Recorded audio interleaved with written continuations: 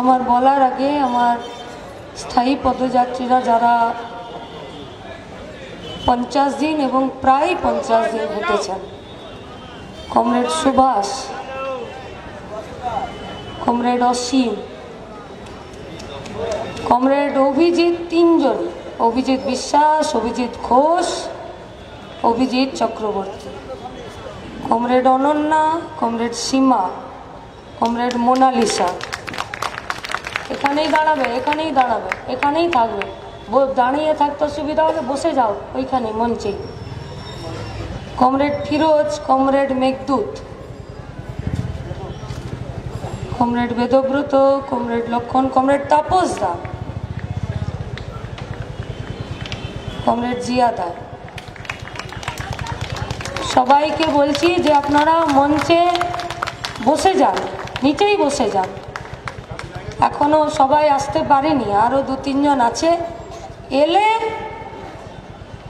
বীর যোদ্ধাদের সঙ্গে আপনাদের পরিচয় আরো একবার হবে। তাই বলে দীপঙ্কর, তারক, তাই বলে বাকি যাদেরকে উঠতে বললাম না বা যারা আজকে এসে উপস্থিত হতে পারেনি, তারাও এই লড়াইয়ের অংশ থেকে কখনোই বাদ নয়, কিন্তু হয়েই থাকে।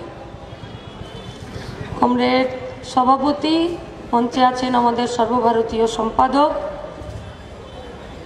এবং এই যাদবপুরের মাটিতে আজকে যারা এই বাস স্ট্যান্ডে উপস্থিত আছেন, আমাদের অসংখ্য প্রাক্তনীরা আছেন, শিল্পীরা ছিলেন, এখনো অনেকজন এদিক ওদিক আছেন, আর অনেকে হয়তো চলে গেছেন।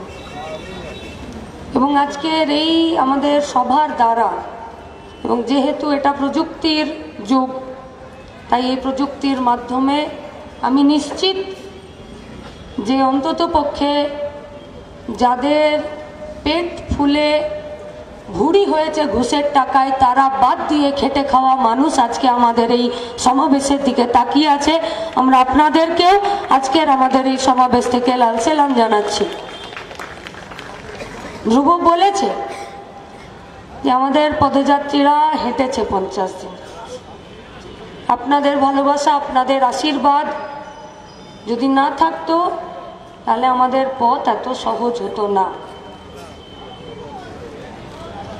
ঠিক তেমনই আমাদের এই যারা স্থায়ী পদযাত্রীরা আছে, ওদের এই মনের আগুন আর সাহস আর তেজ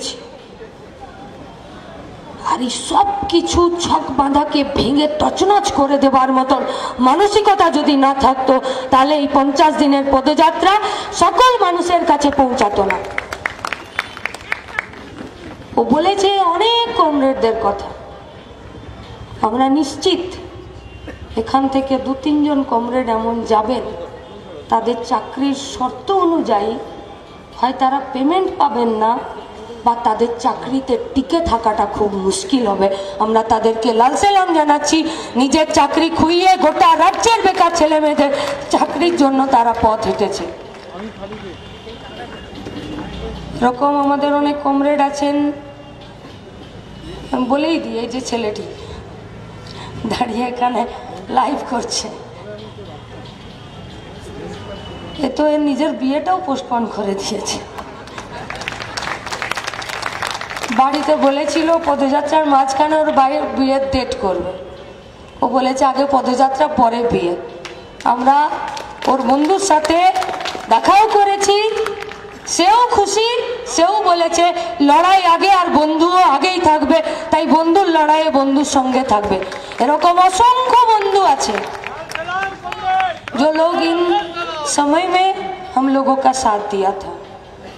23 दिन पैदल चल के अहमदाबाद से पश्चिम बंगाल तक का प्रवासी मजदूर का पैदल चलने का दुख, दर्द, साहस, सेव शरीफुलो हमारे साथ उपस्थित আছে।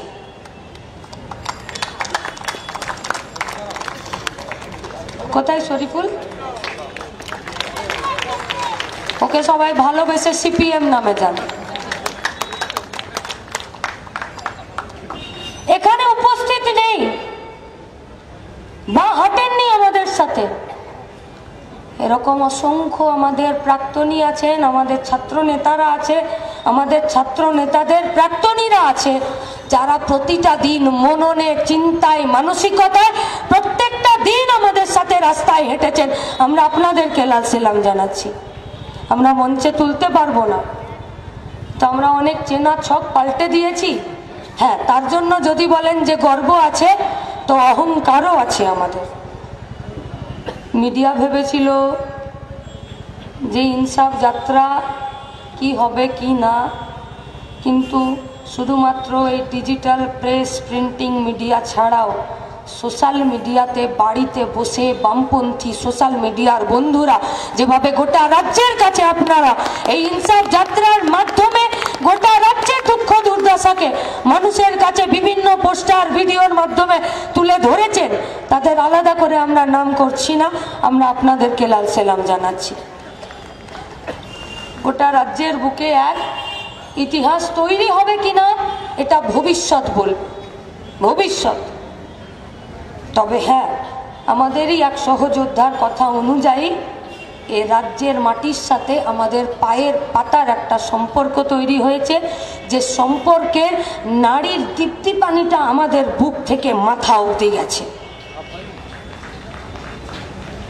চোখ দিয়ে দেখেছি এই পশ্চিমবঙ্গের দুরবস্থা। ইনসাফ যাত্রায় পরপর দুদিন ধরে গ্যাং রেপ হয়ে যাওয়া মেয়েটি অন্যায় মুখ ঢেকে অন্ধকারের হাইওয়ে রাস্তায় দাঁড়িয়ে আমাদের কাছে চিৎকার করে বলেছে, আমি ইনসাফ চাই, আমি তোমাদের সাথে আছি। এ আমাদের কাছে গর্ব নয়, এ আমাদের কাছে খুব লজ্জা।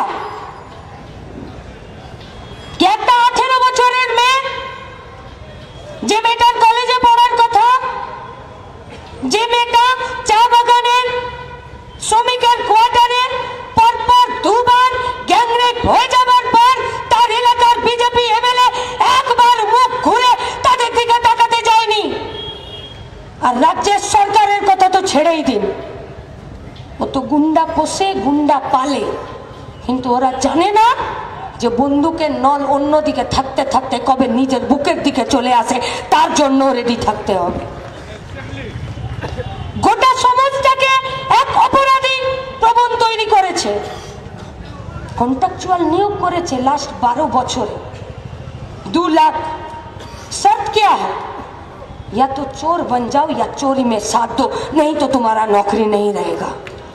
59 থেকে পঞ্চায়েতের অফিস পর্যন্ত কি করে ভুয়ো জব কার্ড হয়, কি করে জব কার্ডের টাকা অন্যের অ্যাকাউন্টে যায়, কি করে আবাস যোজনার কাজেরটা, আবাস যোজনার ঘরের টাকা অন্যের অ্যাকাউন্টে যায়, যদি না ডেটা এন্ট্রি অপারেটররা ভুল করে। আর ডেটা এন্ট্রি অপারেটররা ভুল করছে তো পঞ্চায়েত মন্ত্রী নাকে তেল দিয়ে ঘুমাচ্ছে। এ তেলের ঝাঁঝ কত কমে গেছে যে এত ঘুম। দিল্লি থেকে কেন্দ্রের টিম টেলি প্যাসেঞ্জারি করছে, वो भी हम लोगों का पैसा से। কিন্তু আজ অব্দি একটা ভিডিও, একটা পঞ্চায়েতের প্রধান, একটা ডিএম, একটা এসপির নামে একটা কোনো এফআইআর নেই, নেই এফআইআর। গোটা পশ্চিমবঙ্গের করুণ মুখ, রুক্ষ চুল, মলিন নোংরা কাপড়, নখের কোণে জমে থাকা ময়লা, চোখের নিচে ফ্যাকাশে, ঠোঁট কালো হয়ে যাওয়া আর পায়ের ফাটা গোড়ালি, এটা পুরো রাস্তা জুড়ে আমরা দেখেছি। এ পশ্চিমবঙ্গ জীবনানন্দ দাশের পশ্চিমবঙ্গ নয়, এ পশ্চিমবঙ্গ রবীন্দ্রনাথ ঠাকুর, এ পশ্চিমবঙ্গ ক্ষুদিরাম বসু, এ পশ্চিমবঙ্গ সুকান্ত ভট্টাচার্যের নয়, এ পশ্চিমবঙ্গ ডাকিনীর পশ্চিমবঙ্গ, যারা চোরদেরকে বুক বাঁচিয়ে গোটা পশ্চিমবঙ্গের বুকে ছেড়ে রেখেছে।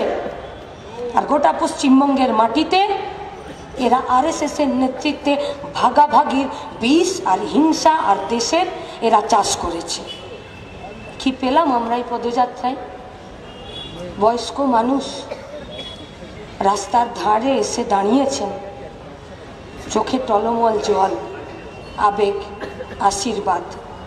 এ চোখের জল আমাদেরকে আর শান্তিতে ঘুমাতে দেবে না।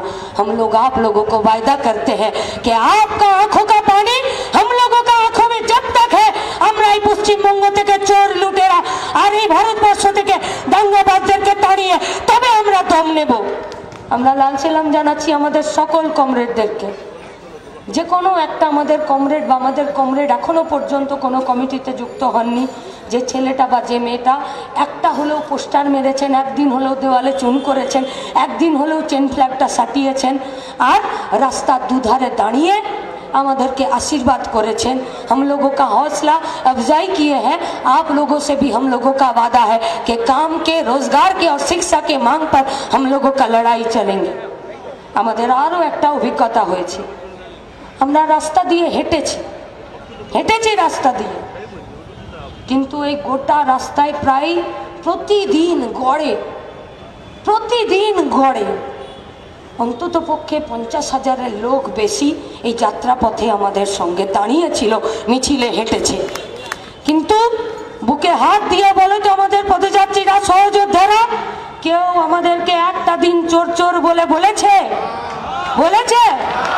নাকি আমরা আমাদের মিছিল থেকে বেরিয়ে এই কেন চোর বললি রে বলে তার পিছনে ছুটেছি?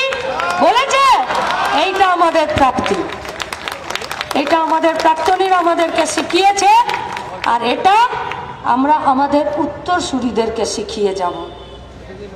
মুখ দেখাতেও আসেনি আর ভালো বদন দেখতেও আসেনি, লড়াই করতে এসেছি, লড়াইয়ের মাটিতে লড়াই হবে। ये लड़ाई टेस्ट मैच है, T20 का मैच नहीं है।